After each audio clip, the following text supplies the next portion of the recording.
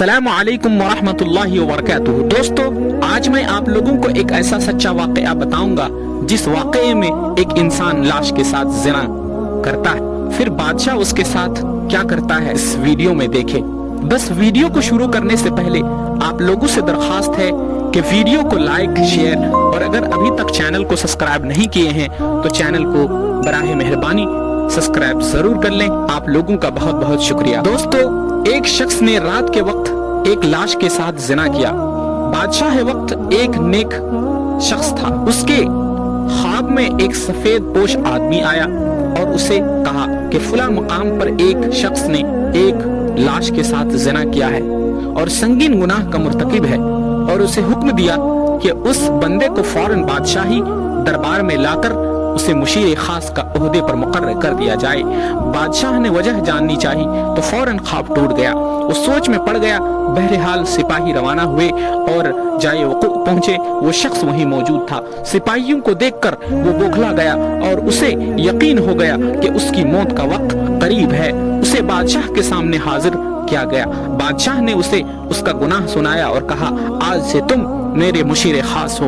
दूसरी रात बादशाह को ख्वाब आया तो बादशाह ने फौरन सफेद पोश से उसकी वजह पूछी कि एक ऐसे बंदे के साथ ऐसा क्यों जिस इंसान ने एक लाश के साथ ज़िना किया। सफेद पोश ने कहा, अल्लाह को उसका गुनाह सख्त नापसंद आया। चूंकि उसकी मौत का वक्त नहीं आया, इसीलिए तुमसे कहा गया कि उसे मुशीर खास बना लो ताकि वह ऐश में पड़ जाए और कभी ऐसे गुनाह पर नादिम होकर माफी ना मांग सके, क्योंकि उसकी सजा आखिरत में तय कर दी गई है।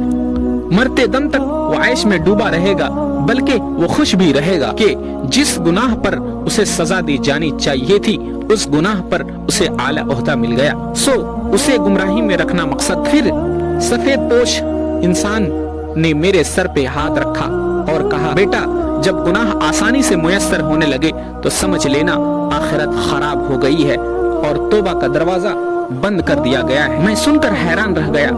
अपने गरीबान में और आसपास में निगाह दौड़ाई।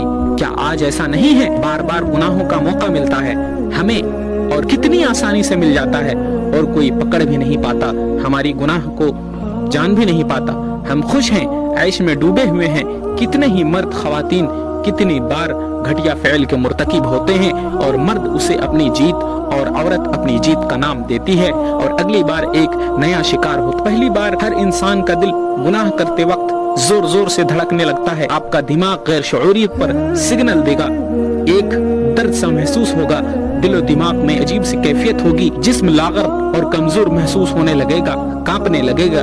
ये वो वक्त होता है जब इंसान का ईमान उसे झंझोड़ रहा होता है, चिल्ला रहा होता है, झंझोड़ रहा होता है कि दूर हटो और इज्तिनाब करो। मगर दूसरी बार ये शिद्दत कम हो जाती है और फिर बिल्कुल ही खत्म हो जाती है। फिर इंसान मस्त रहता है, खुश होता है, मगर अफसोस कि अल्लाह तबारक व तआला उससे अपना ताल्लुक तोड़ लेता है। गुनाह का रास्ता हमेशा हमवार होता है और आसान भी, मगर याद रखे सच का रास्ता हमेशा दुश्वार होता है और उसमें बेशुमार तकलीफें होती हैं, आजमाइशें और मुसीबतें होती हैं। एक मिसाल लीजिए, किसी जमीन में गेहूं खुद ब खुद नहीं उग जाती है, उगाई जाती है, मेहनत की जाती है, ख्याल किया जाता है, हिफाजत की जाती है, तब जाके फल मिलता है। मगर किसी जमीन में झाड़ियां, गैर जरूरी घास फूस, कांटे खुद ब खुद उग आते हैं, उनमें कोई मेहनत नहीं करनी पड़ती है, खुद ही उगती है और कुछ ही दिनों में पूरी जमीन को लपेट में लेकर उसे नाकारा बना देती है। इसी तरह बिल्कुल आपके दिल की जमीन है जहाँ गुनाहों का तस्वुर खुद ब खुद पैदा होता है और बढ़ता रहता है, मगर नेकियों के लिए, गुनाहों से बचने के लिए मेहनत करनी पड़ती है, दुश्वारियों से गुजरना पड़ता है। खुदा इस बुरी लानत से बचाए।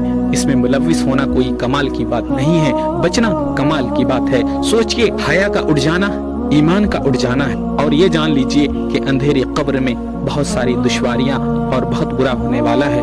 खुदा हम सबको हिदायत दे, आमीन या रब्बल आलमीन। फिर किसी दिन एक नए एपिसोड के साथ हाजिर होंगे। तब तक के लिए आप अपना ख्याल रखें। अस्सलामु अलैकुम व रहमतुल्लाहि।